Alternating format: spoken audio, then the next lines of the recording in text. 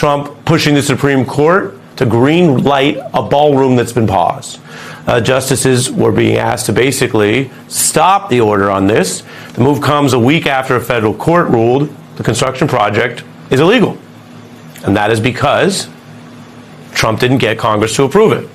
A Congress that, of course, he has a lot of sway over with Republicans. Meanwhile, records reviewed by the Post reveal the administration wants to spend another $900 million. Trump's request to the High Court is part of that whole thing you've heard about, the misuse, many critics say, of a so-called shadow docket, where basically they lose in the normal courts where there's plenty of conservative and Republican appointed judges, but they go too far and lose, and then they try to sneak it into the shadow docket. We have prices rising. We have a war going much longer than Trump ever promised. We have Americans worried about spending. And we have the labor statistics finding inflation has basically wiped out any wage gains Americans were experiencing.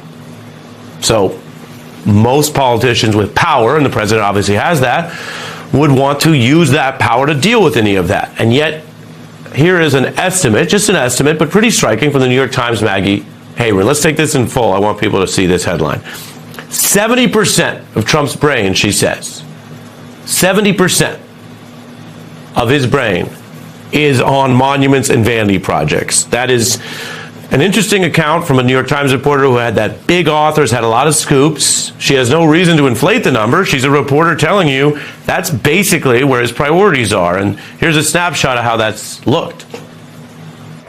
We're going to build the greatest ballroom anywhere in the world. There'll be nothing like it. It will have windows that are thicker than any ballroom I've ever built. This is the East Wing section. But the ballroom is, as you see, it's going up. It's ahead of schedule. We're building the most beautiful ballroom anywhere in the world right at the White House. Right at the White House. It's going to be completed very soon. I was in the Great Hall of China recently, 4 weeks ago when I was in China. They have a very large ballroom, beautiful ballroom. We don't have that. That's the priority set. I want to bring in our panel. We begin, of course, as mentioned, with the expert in whose hour we reside, MS Now's Michael Steele, also, of course, former RNC chair. Sawyer Hackett's a Democratic strategist with experience on the 2020 Castro campaign. And Lenny McAllister has written for many conservative outlets, also ran for Congress as a Republican back in 2016. He's the author of A Venn Diagram of One, an American Story. Michael, kick us off. What do you see here in these priorities? I see a developer doing what a developer does. He's prioritizing his projects.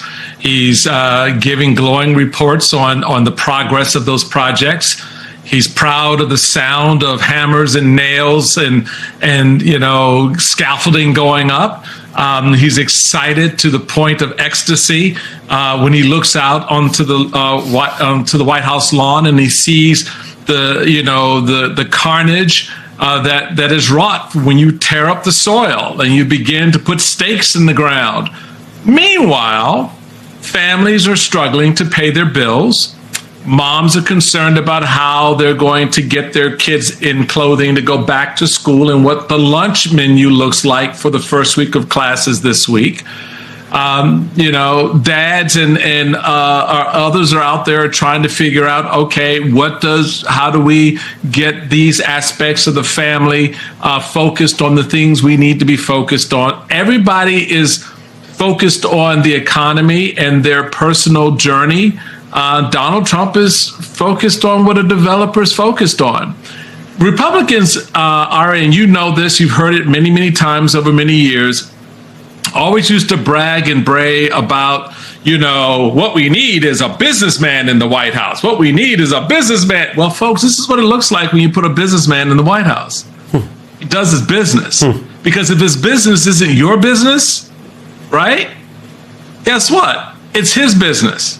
And that's what we're seeing play out right now. No one should be shocked any longer. Can we stop feigning the surprise in the media? Can we stop acting like this is normal? It isn't normal. It is never normal to have a president give so little about the American people. Yeah, you make it clear, which is why people listen to you. I mean, I hear you on that. Sawyer, what's your response? Yeah, I mean, I think this is the perfect kind of encapsulation of how prissy and megalomaniacal this man can be. And, frankly, I this may be an unpopular opinion, but at this point in Donald Trump's presidency, this is exactly what I want him to be spending his time on, rather than, spending his time on destroying the economy or prosecuting his enemies or trying to steal an election. I would rather Donald Trump be focused on these kind of vanity projects that are kind of vainglorious and just all about himself. But really, it's not just that he's focused on these vanity projects. It's that he's focused on them while everything else is crumbling around him. And a lot of that is the economy. But I think it's also just this kind of like ambient dread about a whole bunch of things that Americans didn't have to worry about before, whether that's, salmonella or measles or, cyclosporiasis or whatever it may be. Americans are just dealing with these crisis after crisis in terms of incompetence from government, at the same time that they're seeing their president focused on a reflecting pool, a ballroom, putting his name on the Kennedy Center. It's just a pathetic kind of encapsulation of who this man is. And I think it's ultimately going to be the downfall of Republicans in November. Lenny, I quoted the Times Haberman. Here's more of what she said on a pod about this. I don't really think it's disputable that he is spending a huge amount of energy, mental and otherwise, on these renovation projects, beautification projects around Washington, and then monuments to self, for which there is no precedent in U.S. history of a sitting president devising such endeavors in their own name. In fact, there is the opposite. There are presidents who have rejected monuments being built to them. Lenny?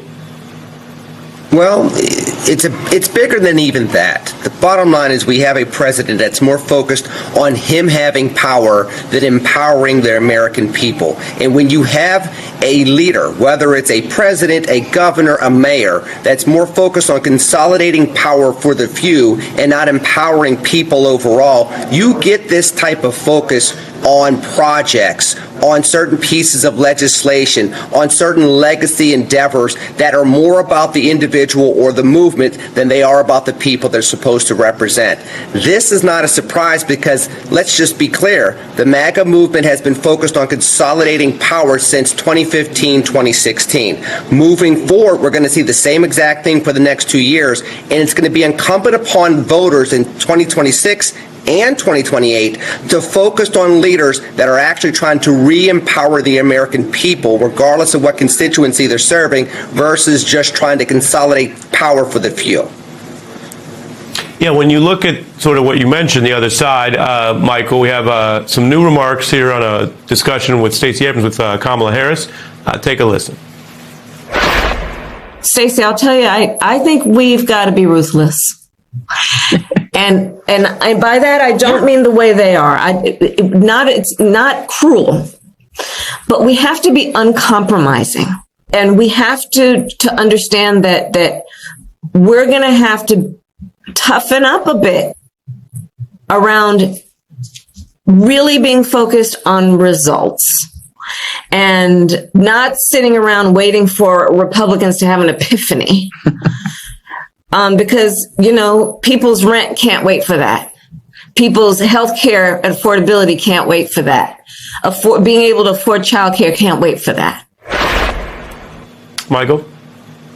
Yeah, so this is, we've moved from when they go low, we go high, to we need to be ruthless. And I agree with the former vice president. Democrats need to show, because in that ruthlessness, it's not about cruelty, and it's not about pettiness, and it's not about just going after your political enemies because they're your political enemies. It's fighting for something. It's fighting for someone. It is making very clear the bright lines that you as a party or you as a candidate are prepared to commit to.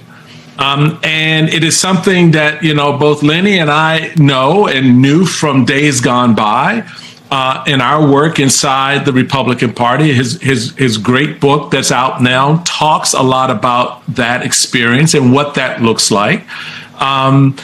So even for Republicans, they moved off of, a level of engagement that was sort of New England nice Republicanism to what we see now. Democrats find themselves in a very similar position going into this next part of our century, in which they will be and can be the dominant party for democracy until the other party gets its head out of its behind and understands that the way America survives is not through MAGA, it is not through Donald Trump, it is not through the iteration of some authoritarian dream. I had another thought on that one. I'll spare you. But the reality is where the country wants to go. And that's what the first, what Kamala Harris is talking about.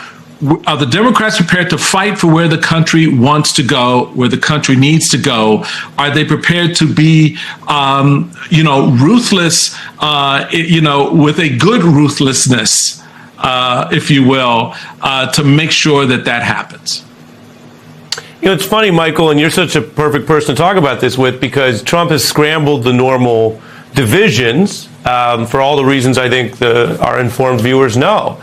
And so you have a constituency in this country that wants what we might call opposition to Trump. I'm not saying that's fully hard left on every answer, but opposition to this, that's the governing they want.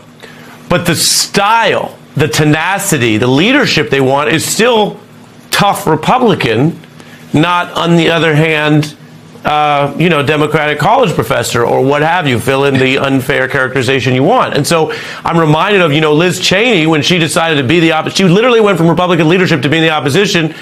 And all these people in that